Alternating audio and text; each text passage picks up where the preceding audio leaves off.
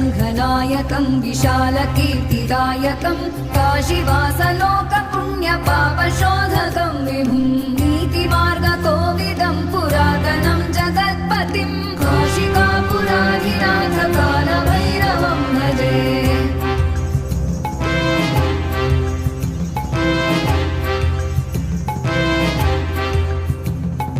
कालभैरवाष्टकं पठन्ति ये मनोहरं ज्ञानमुक्तिसाधकं